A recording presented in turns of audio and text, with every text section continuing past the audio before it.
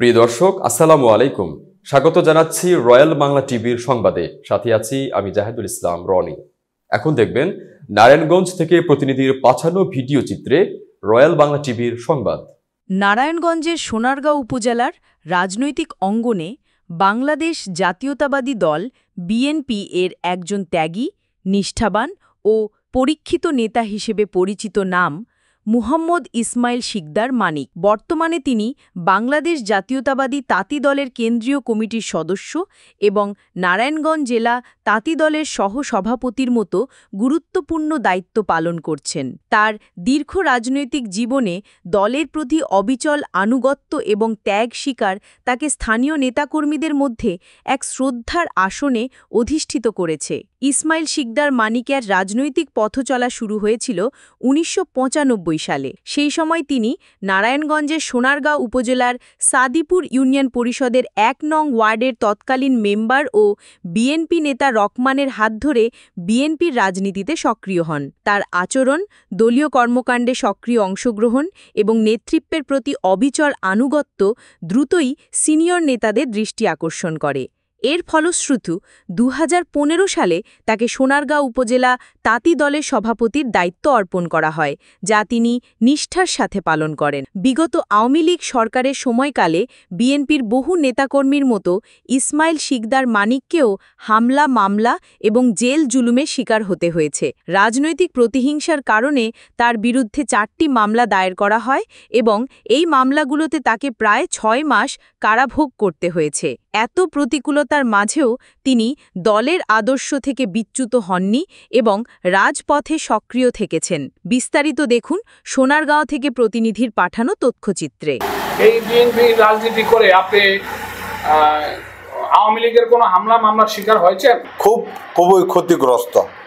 এই হামলা মামলার শিকার হয়ে খুব ক্ষতিগ্রস্ত। করতে হবে না, কোন জায়গায় কথা বলতেন না, হাঁটা দিতেন না, বাধা দিতেন না, কোনো শব্দ ব্যবহার করতে পারেন না। কয়টা মামলা খেয়েছেন রাজনীতি? আমি মোট 4টা গেছি। জেল খেটেছেন? হ্যাঁ, জেল গেছি প্রায় মোট 6 মাস। পদ পদবি কত সালে পেয়েছেন এবং কোন পদ পেয়েছেন? 2015 সালে সিনিয়র সভাপতি ছিলাম তাঁতি দলের। তারপরে অভিজ্ঞতা দেখে তারা সিনিয়র সভাপতি বানাইছে, সিনিয়র ভাইস প্রেসিডেন্ট নারায়ণগঞ্জের, এবং কেন্দ্রীয় সদস্য বানাইছে জনাব মোহাম্মদ রিজভী সাহেব।